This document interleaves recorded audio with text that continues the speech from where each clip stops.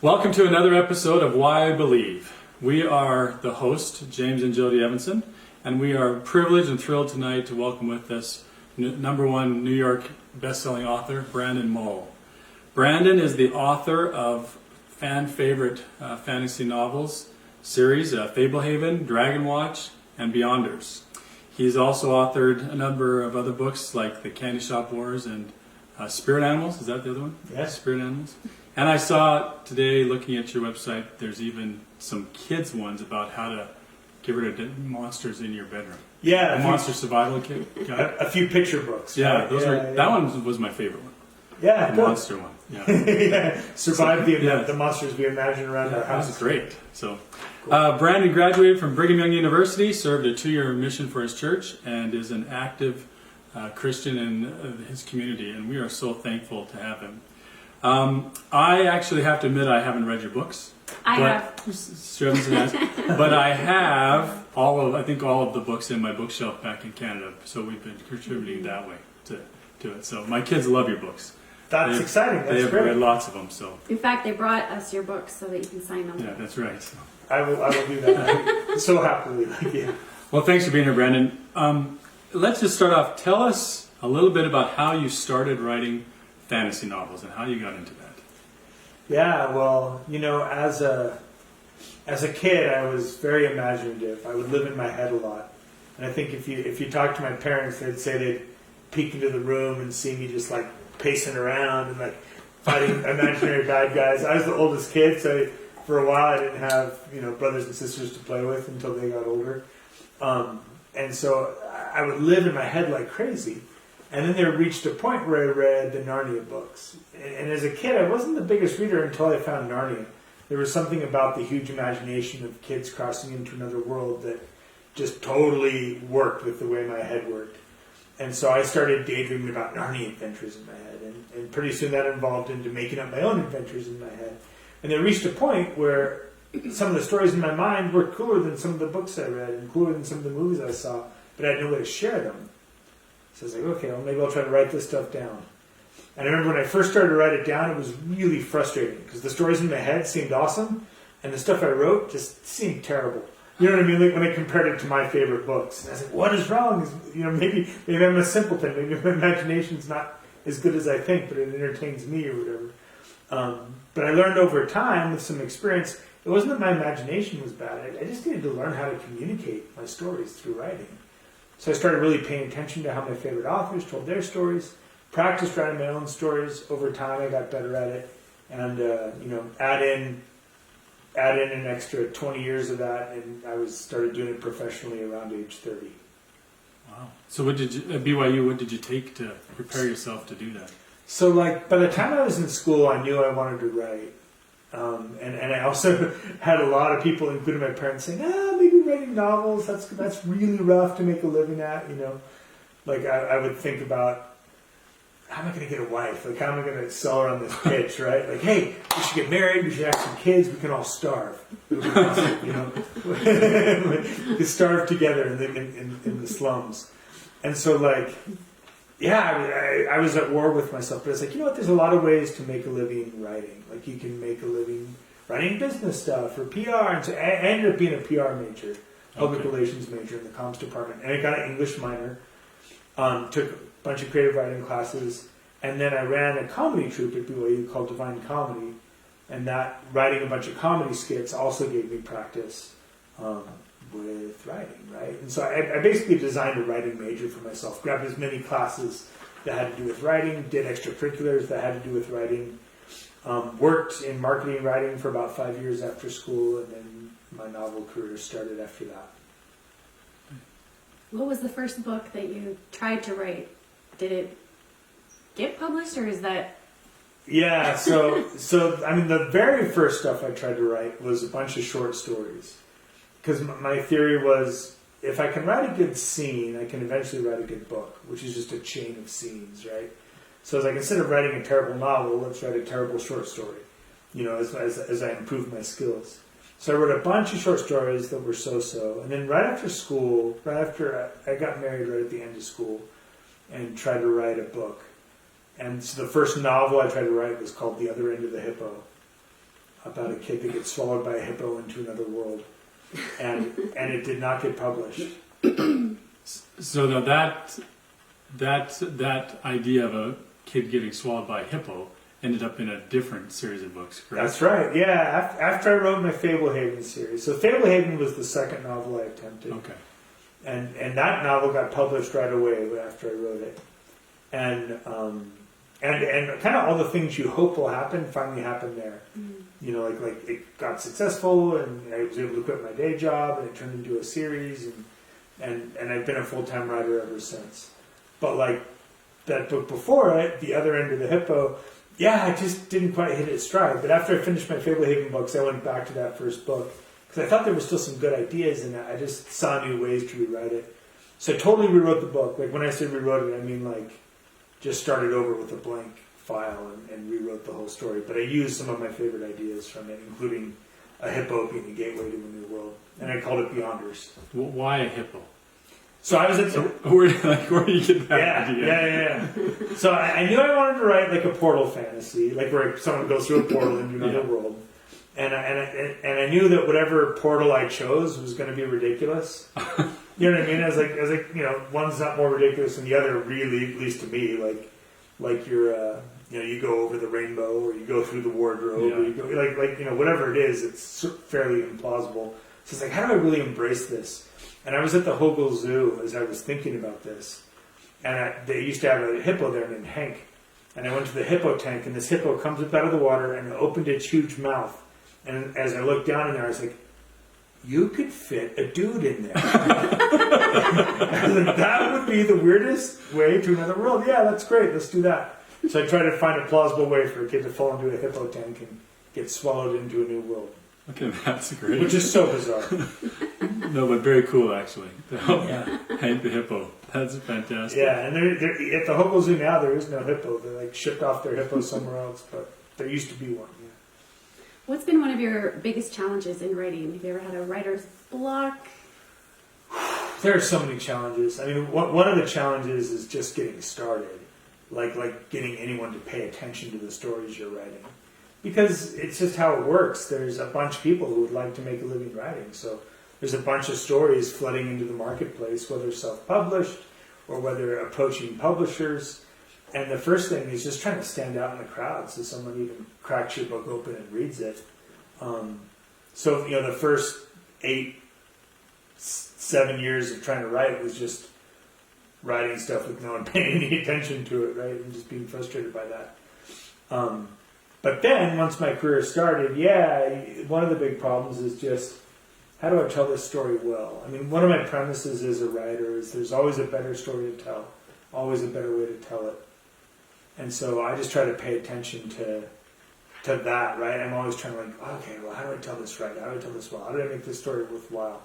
And as you go through that process of trying to take nothing and turn it into something, right? Like I sometimes say it's like trying to climb a mountain that doesn't exist until you climb it. You know what I mean? Because you've got nothing and you're trying to build this big thing, right? And so or you're trying to build a bridge across the river at the same time you're crossing the bridge. It's like both those things are like that attempt of hey, I've got nothing and I have to make something. And how do I make something? And not only make something good, right? That people would be happy, that they paid with their time and money to read. And so, it's that challenge is the challenge, right? And sometimes you get stuck. What do I do next? Or how do I make this work? My problem isn't lack of ideas. I've always got tons of ideas. Knock on wood, it never has been. But the problem is how do I arrange this into a coherent way and make a story that someone can care about and get excited about?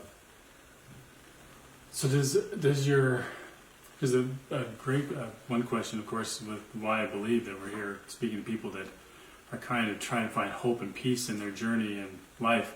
Yeah. Does your faith and your belief in Christianity, does that play into your books or the writing or any of that? It does, and I don't always get to talk about that dimension because often people aren't interested in that dimension or don't ask me about that dimension. Often they're very fixated on the stories themselves, but kind of spirituality and having a relationship with God has been a huge part of my journey as a writer. I mean, personally, individually. And that works in a couple of ways. I mean, one of the things was early in my career, I discovered that using words, I could create almost anything I could think of. I could create almost any story I wanted to tell. And so part of the question became, what kind of stories do I want to tell? Right? Because my mind can go super dark, twisted, weird. You know, it can go super bright, sunny. It can go all over the place, right? Like, I mean, and I had ideas where I could have been the next Stephen King if I went down that road. Or I could, you know what I mean? Like I don't know if I would have been as popular as him, but I could have done that kind of content, you know. And it was fairly early in my career that I kind of felt in my heart, and through a few experiences, that I wanted everything I wrote to have some light in it. I wanted to put more light into the world than it subtracted from the world. Does that make sense? You know, even if it was about dragons and ogres and monsters, I wanted to generally put light into the world. You know, and whether that was like, not necessarily in the, like I don't talk about God very much in my books, but there are characters wrestling with right and wrong, and that starts to tap into true principles, right, of values and hope and courage and light against darkness and that kind of stuff. That's throughout my books. And so it's funny, sometimes you say fiction, or I think Stephen King's actually the guy that said this, fiction is the truth inside the lie. You make up a story that's full of make-believe, but sometimes inside that make-believe you can say true things. And so what are the things that I want to say inside these stories? That's one piece of the puzzle for me spiritually was like, what impact do I want my stories to have on the world? Do I want it to bring in light? Do I want to scare people? And honestly, I want my books to be kind of scary. I want them to be exciting. I'm trying to write adventure stories primarily.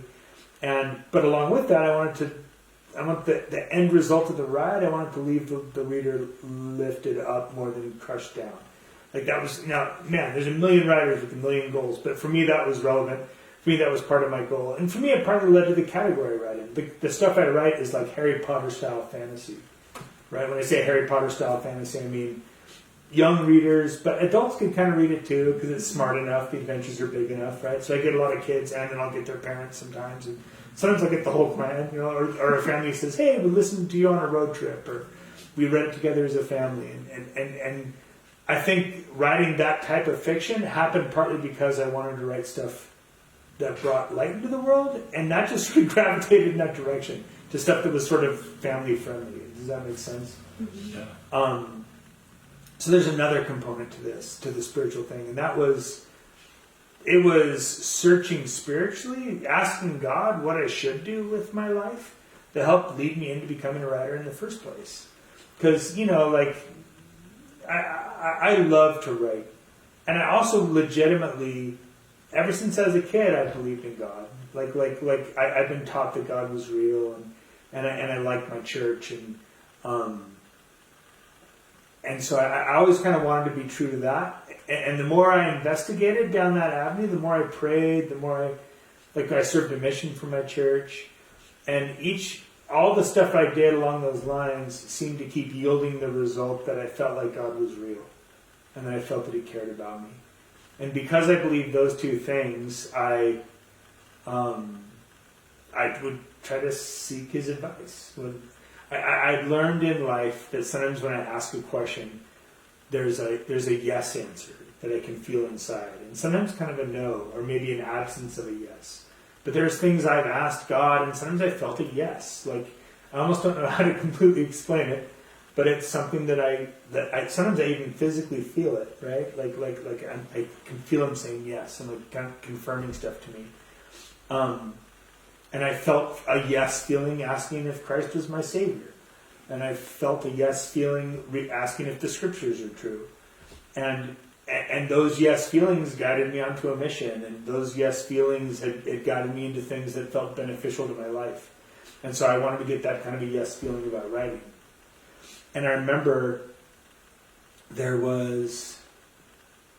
this is kind of interesting. There was a night, so this is after I graduated from school. I got married toward the end of college. I actually did find someone who was willing to marry someone who wanted to be a writer.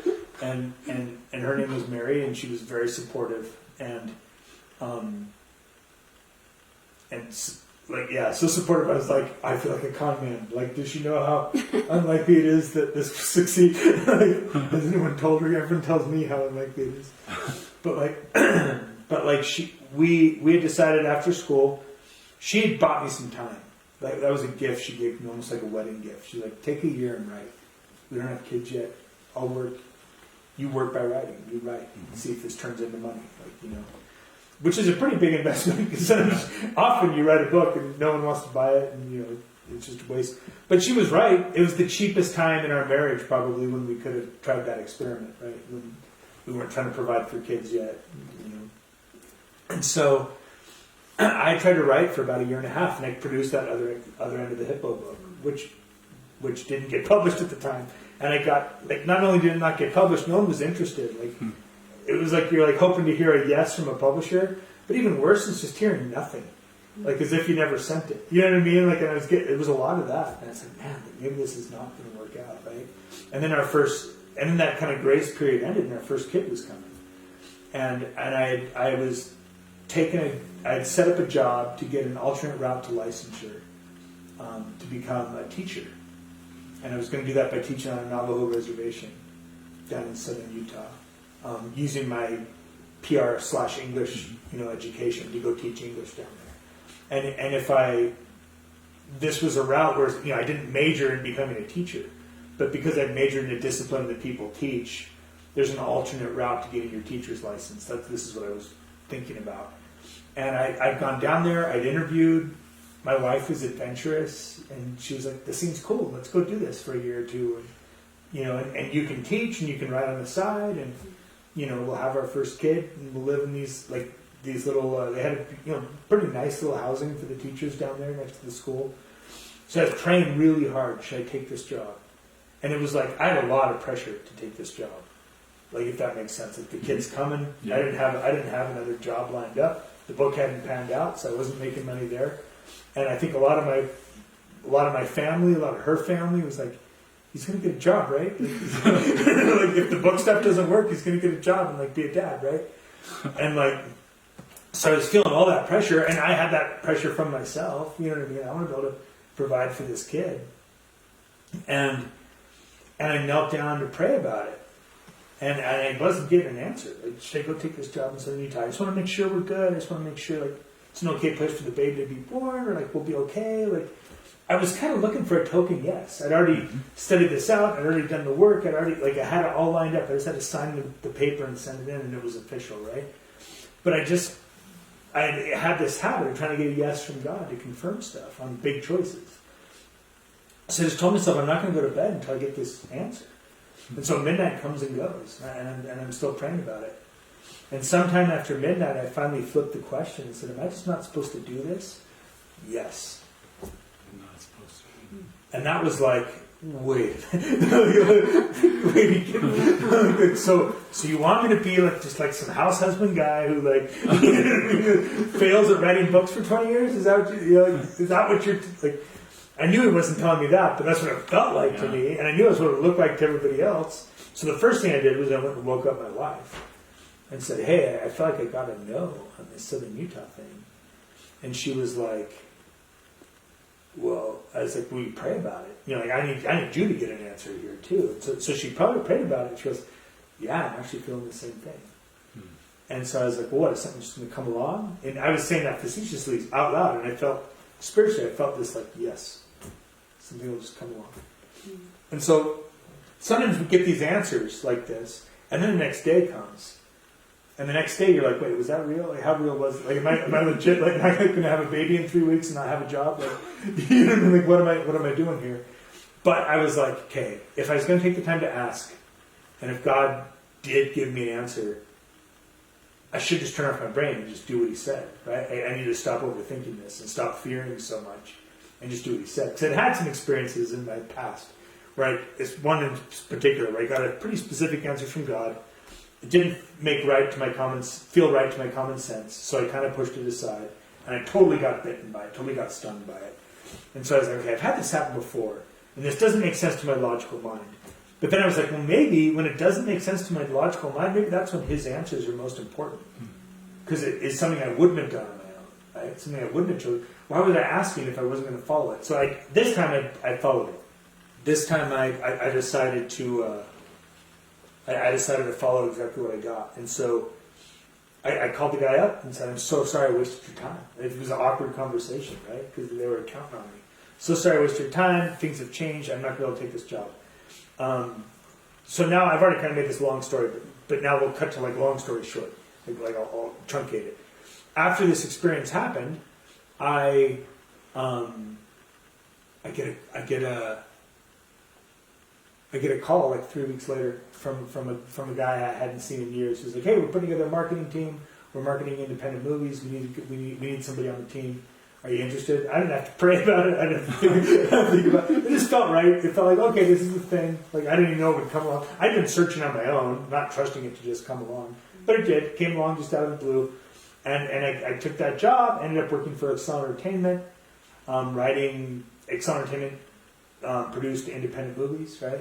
Ended up writing their marketing copy, turned in their head marketing copywriter there really quick because it was easy because there wasn't a very big or well-paid team. So I was like, "Oh, you can sort of write? Yeah, you be the marketing guy. You be the copywriter guy or whatever." And then pretty soon after that, like they got acquired by a company called Deseret Book.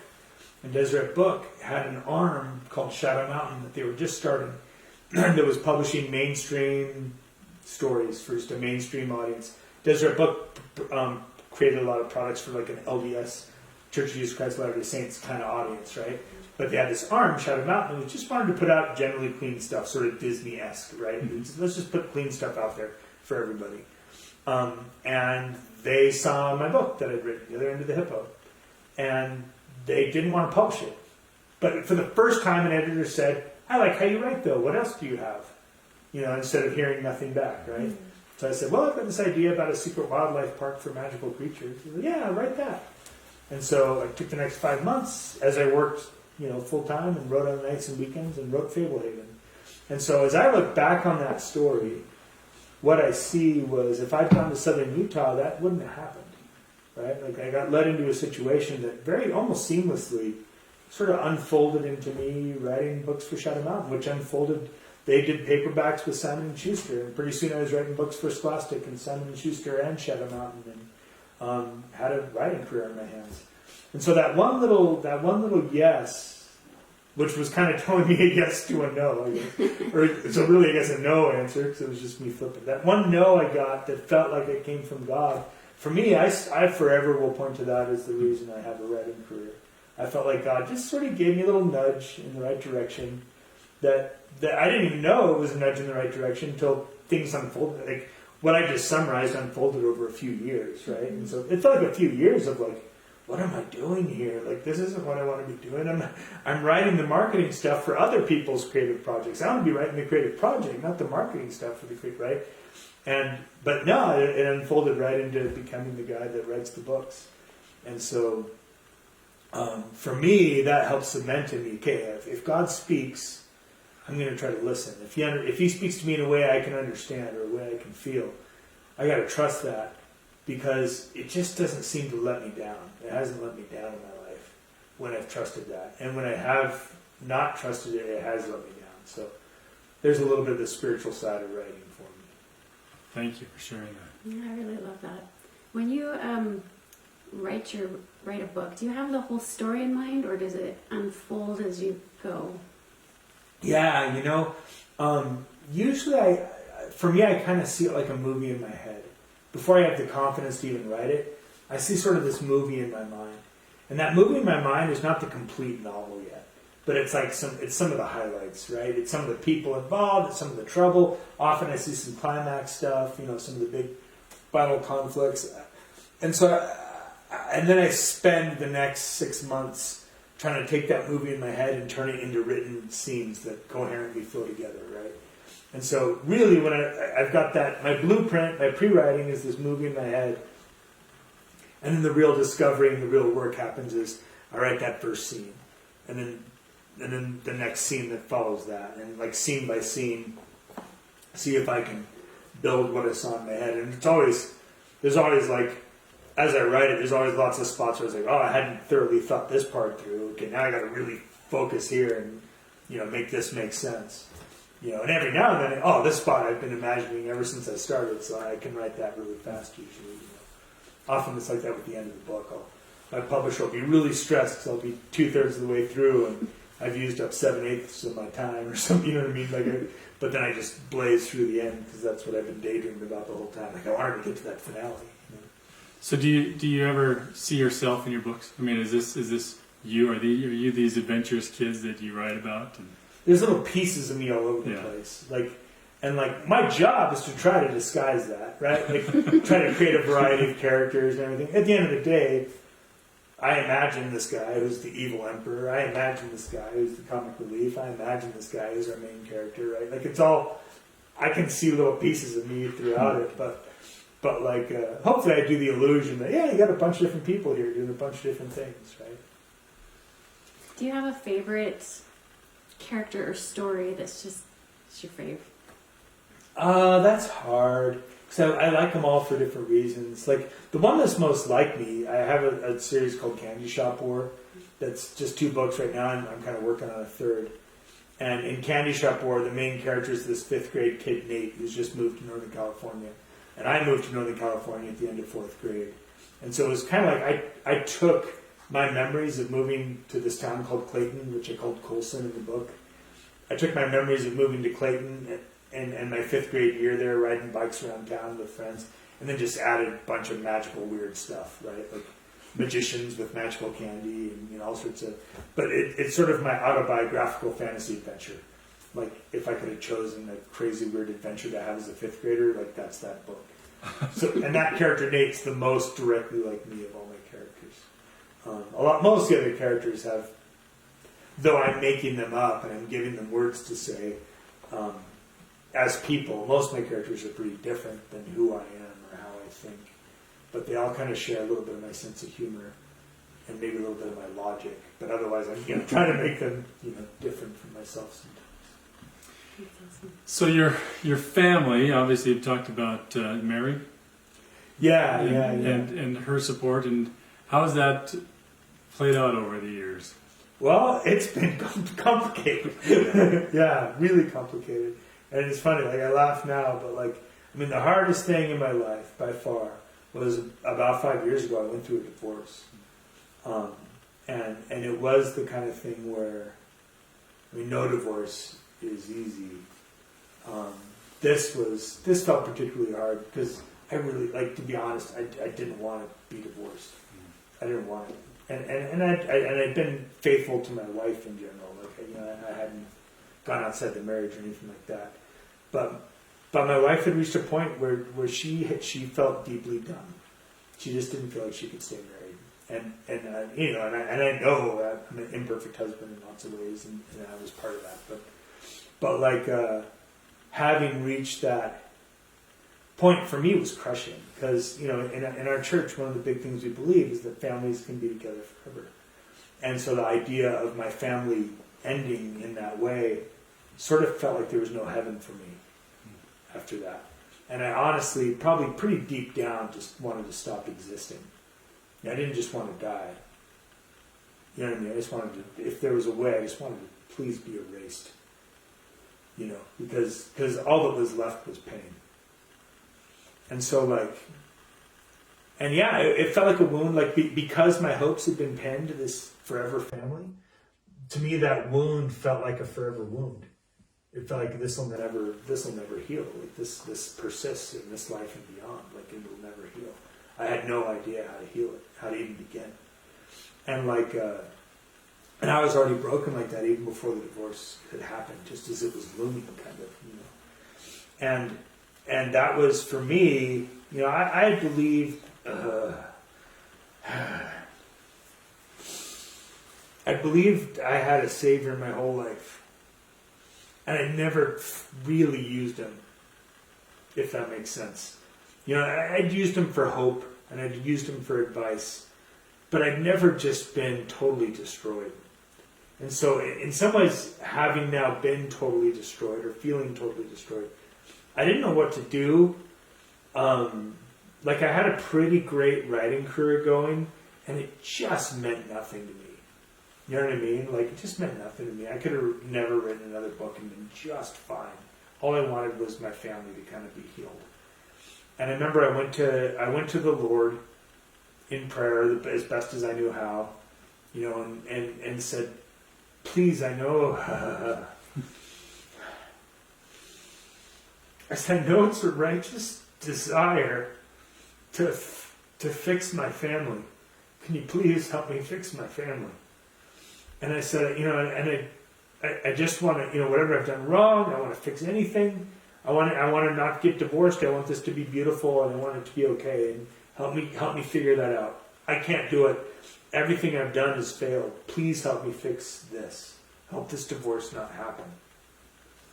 And I remember, like, you know, sometimes when I'm really desperately trying to connect with God, I'll fast, right? Just I'll stop eating and pray, and I'll go to the temple, which to me is a place that's been helpful for feeling contact with heaven. And the temple had already been kind of a sanctuary as my marriage got rocky, as I felt this divorce maybe becoming an issue or looming, and so I made a special, you know, I had kind of a special prayer, so I'm going to fasting for this righteous purpose, fixing my marriage.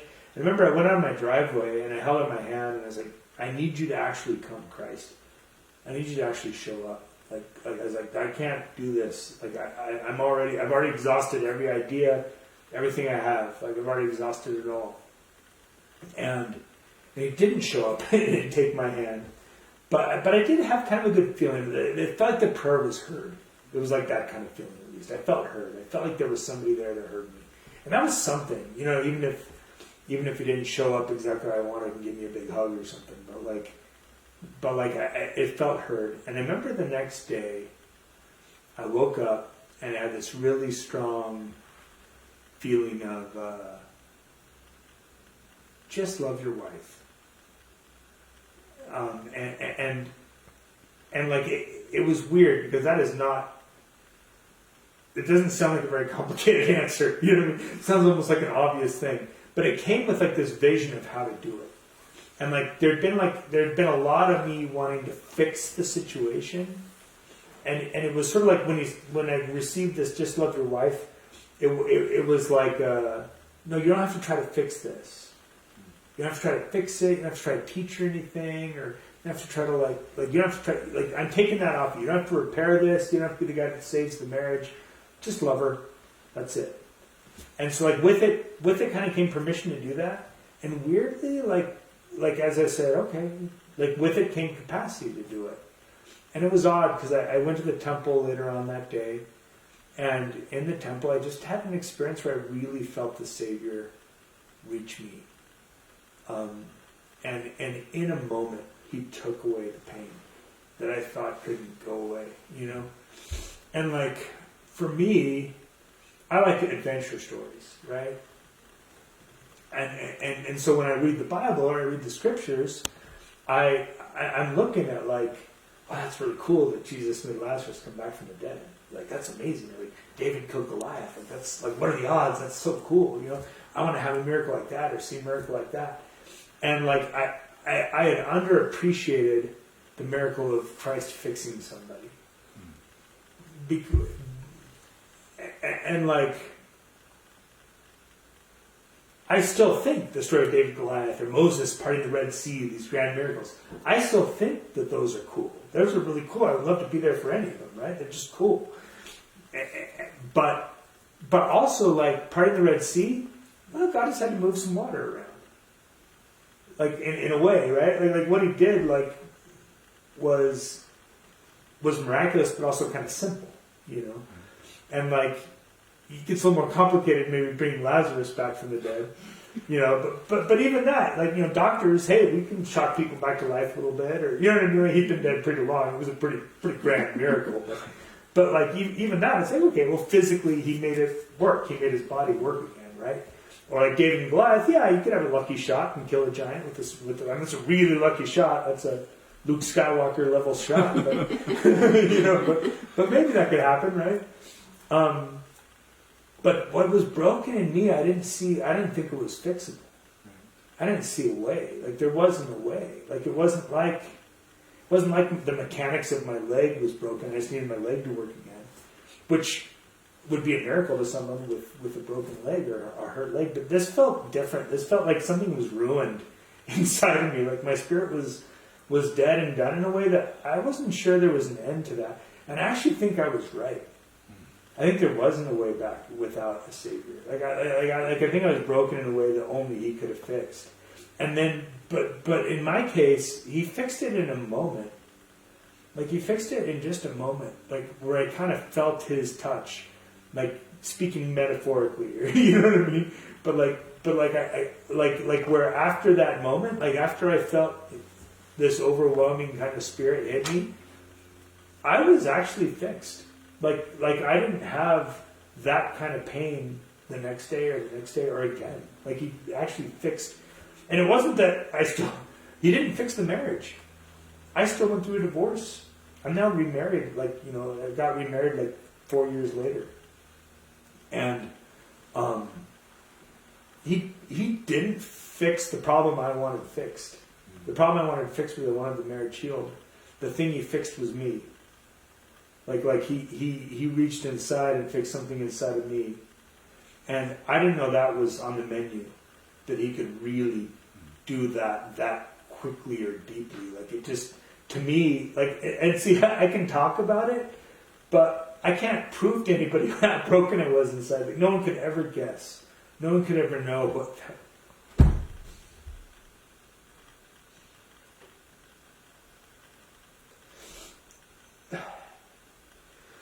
Nobody could know what my marriage mattered to me. You just couldn't. I don't care if you love your wife or love your kids. You don't know what it meant to me. It meant a lot. I'm not saying it was like more than you, but it was different. It mattered a lot to me. Like it mattered in a really specific, unique way. Like I cared a lot. And so only I know how bad I was broken. And so only I know how much He fixed, how fast. And it makes the Red Sea look really easy to me. It really does. It just seemed like something that wasn't possible or shouldn't have been on the menu. But what it taught me, because He didn't fix everything that's wrong with me. You know what I mean? I'm still like incompetent in lots of ways and broken in lots of ways and sinful in lots of I've got my problems. You didn't take me and make me a perfect guy. But He fixed some stuff that I didn't think was fixable. And as He did it, he tinkered a lot. For after that moment, I never had high anxiety the rest of my life. I'd been high anxiety for 42 years. You know what I mean? Or 43 years up until that moment. And I had a new level of empathy. I could see more clearly than I could before that experience happened. And that, again, it was like, if just that had happened, that would have been like, wait, what just happened? I think my empathy now is probably what a normal empathetic person is. And my empathy before was like a really dumb boy. You know what I mean? Who just, for some reason, was wired with low empathy. I would, if you were crying, I'd be like, oh, you must be sad. But that was about as deep as I got. You know what I mean? If it was subtle emotional cues, I could read them. I was tone deaf to it. And then after that, I could kind of see. I could kind of relate to my kids better, relate to other people better. And so when I look at what He did in a moment, for me, He left me proof, indelible, inside me, that I live with every day. Because it didn't go back. It didn't change back. It just stayed. The things He fixed stayed fixed. The things He fixed are better than they ever were. Right? And better than I think I had a natural capacity to be at. And so, for me, it's oh, you're actually the Savior. You can actually, your atonement, you can fix anything. You're going to fix everything. You're going to fix everybody. So now when I think about one of the big questions, pain and suffering in the world, right? And sometimes we say, well, we can explain that because, hey, we've all got agency, there's got to be some pain and suffering. But that's not what makes the pain and suffering okay. What makes the pain and suffering okay is that there's an atonement that's going to fix all of it. It's going to fix all of it, no matter how bad it gets, no matter how bad it is. Once you're through it, once He applies what He can do, He'll legit fix it. He'll legit make it okay. And you'll be left with what you learn through it, but he will really fix stuff that seems just utterly unfixable, tragedies that are completely unfair, things that are like out of reach for being repaired, and he'll just fix it.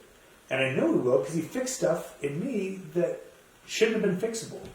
And so for me, like, I feel like I have a sure witness of his atonement. I feel like I have sure knowledge that he can fix people and heal people. And the most valuable thing I did in my divorce was to keep sort of clinging to him, right? As I cling to him, as I try to, like, you know, he says, come unto me, all you that labor and are heavy laden, and I will give you rest. And you got to pause and think, how much have I come to him? How much of that rest have I claimed, right? Because at pre my divorce, if you talked to me, I would have said, yeah, I'm a pretty religious guy. I think I've got Christ in my life. I think, I think I get this stuff. And honestly, I sort of did, and I largely didn't. I hadn't really come to him for reals until that time, until I was crushed by that divorce. And that helped me learn, like, what he says is, bring me a broken heart and contrite spirit. And you don't always stop and think, what's that look like? You don't stop and think, what's a broken heart feel like? Right? And now, I'll tell you, like it's having your heart actually broken and being in a really hard, dark, bad, painful place, having a broken heart, and yet staying contrite or humble enough that you take the broken heart to him. And that's bringing me a broken heart and a contrite spirit. It's getting really smashed. And if you can somehow get really smashed and still, because your tendency, your natural side is going to want to blame God when you're smashed. Because that's, Satan doesn't want you to access healing. So he'll say, oh, it's his fault, it's God's fault. Blame him. Like, blame the one thing that'll heal you. Blame that, right? But like, yeah, if you can be smart, if you can be wise, if you can remember what you've learned maybe when you were saner, and your heart gets crushed and you get broken and something really terrible happens. It doesn't have to be a divorce. Just anything terrible or anything that even leaves you low or feeling alone or whatever. You get smashed, you got that broken heart. If you take that broken heart to Christ, it's what he does. And it's where he shines. And it's where he shows his hand. Is when he reaches out and fixes that broken heart. And then you're like, oh, like, you're real. Like, you're actually there. And I know that. So I know that Jesus Christ is real. I know that he heals people. I know that if you go to him, he will fix whatever's wrong with you. And I know that it doesn't always happen in a moment. I've been trying to go to him my whole life. I got to him in a way that I could fully recognize around 43 as I went through a divorce, right? I'd had little tastes of it my whole life, but that was like a heavy dose where I was like, oh, okay. And so now I partnered with my life, wanting to tell that story, wanting to say, hey, if you're in pain or if things are hard, yeah, there actually is a Savior. Jesus Christ is actually real. And like the way you know him is you try to take his invitation, try to actually reach him, like pray to him and try to actually reach him when you're hurting. And if you do so sincerely, I know that sometimes, even if you're an imperfect guy, he will help you in ways that are miraculous. Thank you for sharing that. Thank you for sharing such a personal miracle with your Savior. Well, hopefully it's useful to somebody. Like, that's why I guarantee share it. Because I think everybody has gone through moments of that. And like you said, in all different ways. But, dark hours, hard moments, things where you feel kind of broken. And that's what he's there for. That's where he does his best work. That was great. That's Thank you. Yeah, he helps us to find peace. Can you share a little bit about your new family? Yeah, so I mean, like, so part of the miracle, right, is so I have that experience where he kind of fixes something inside me, and guess what? Life goes on after that, and so I had to live through a divorce, right, and it was hard, and I did have help. Like, it was probably something that I don't know what I would have done, like hidden in the basement or something like through the whole process, had I not had help, because I just felt like I couldn't face the world, but at least I could face it. So I faced it. I lived through it. I did all the uncomfortable things, and I had the uncomfortable things of a divorce happen, which were truly terrible, and I would never recommend a divorce to anybody if there's any way to avoid it, because it was so hard on my kids, and it continues to be, 5 years later. And sometimes you have to live through a divorce, right? And so I did, and and for a while there, I didn't know if I wanted to ever get remarried, or maybe I was hoping that I could get undivorced and it would all go back together somehow and get fixed, right? And then, incrementally, I felt like the Lord guided me through the process. Incrementally, there were moments when He said, "Yeah, let this go. Yeah, let that go. Yeah, stop turning back. Like, it's not going to go back. You got to start looking forward." And I finally, and I experimented with dating a few people, and I finally met somebody wonderful whose name was Lynn. And again, I felt little signals as I dated her, and I got led into a situation where, gosh, this wasn't how I would have drawn it up. She has 7 kids. I had 4 kids. We got married, and we got 11 kids. So we're trying to rival the tribes of Israel. They've got their 12, I've got my 11. Maybe we'll pick one up along the way somewhere. But and it is so busy, and in some ways it is so hard. Blending families is really hard. Like there's been very little easy about it, but there also has been a lot that's good. Because just because it's hard doesn't mean it can't be good. And it's been really good. I met a really wonderful lady. And one of the things, Erlyn is a brilliant editor, and so she is incredibly helpful with the book stuff. We work really well there together. And it's really an adventure to get to know her 7 kids. We've got 21 down to 9, so it is a loaded family. If you do grades, we've got 2 juniors, a sophomore, a freshman, an 8th grader, a 7th grader, a 6th grader, and a 4th grader. And some of them are going to school down in Mapleton, which is 40 minutes away. Some of them are here in Highland, and man, it is a circus and a crossroads, and it is crazy.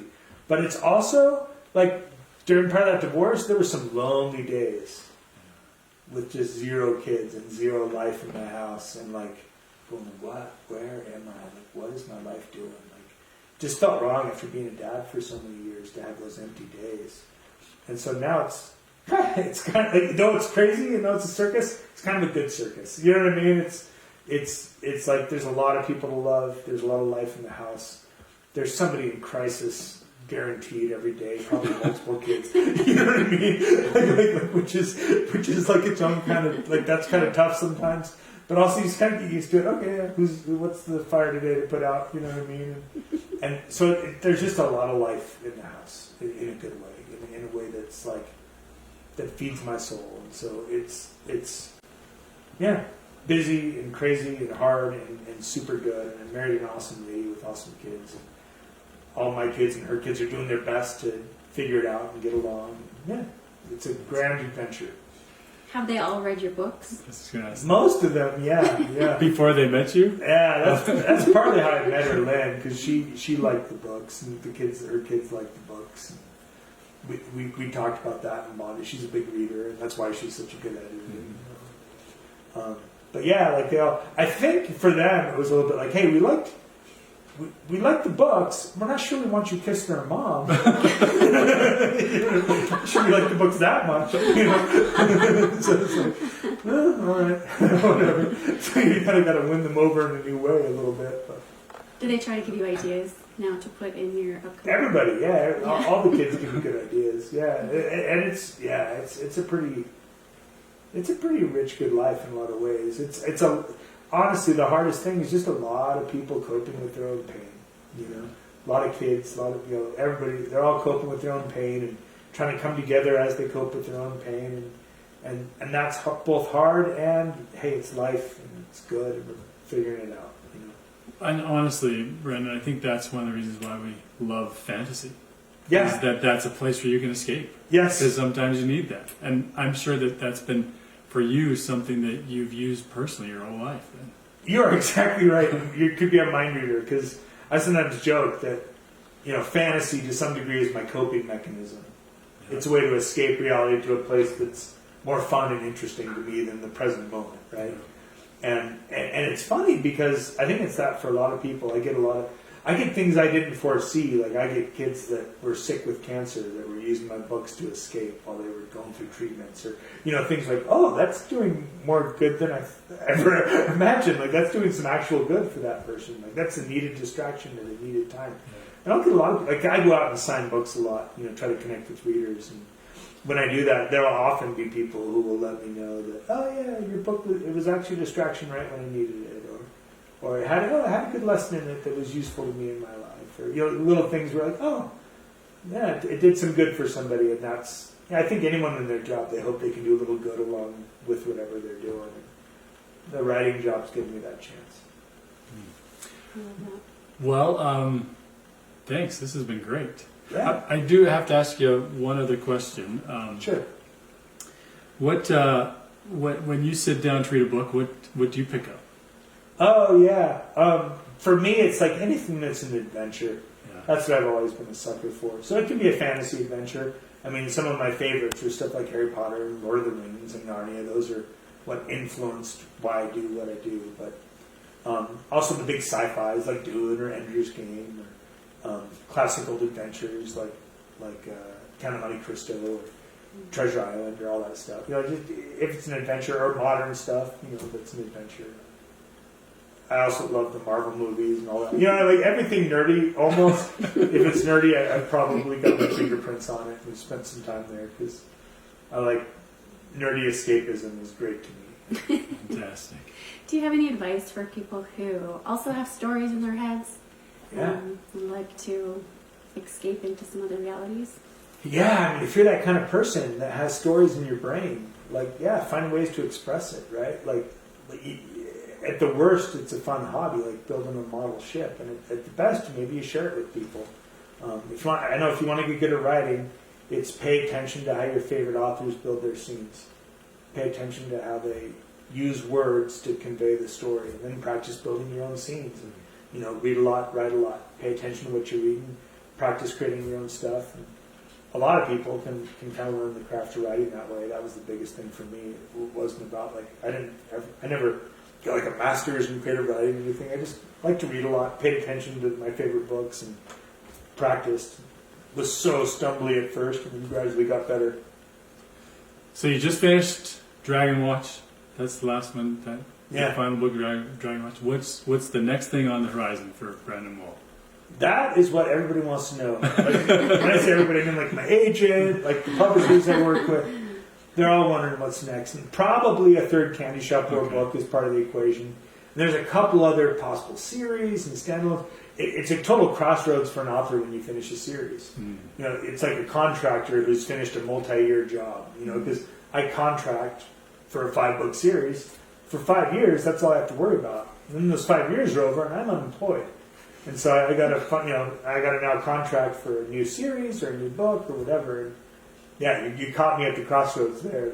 I'm not sure what's next, but probably a Candy Shop War Book 3 or a standalone. Or I've got a good thing about me is I've got lots of stories. So it's not that I don't have a story to tell. It's like which one will the publisher back? You know what I mean? So we're trying to figure that out. Well, thank you so much for your time tonight and for sharing your stories, your enthusiasm, your faith in Christ. It's just been a joy. And I have no doubt that there have been many who have listened tonight that you've touched their hearts.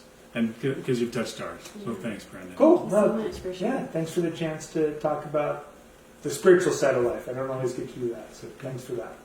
Well, thanks everybody for joining. We will see you in probably February with another Why I Believe, and we appreciate all the support for the Road to Open Peace. Have a good night.